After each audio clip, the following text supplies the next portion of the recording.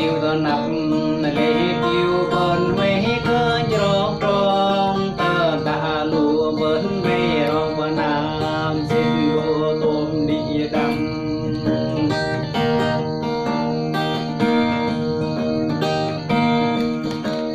cỡ ta tiêu bên nhóm tơ con dân bên com cha ra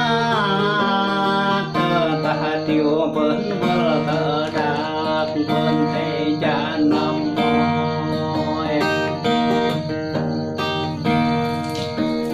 tơ ta tiêu bên vợ tơ gro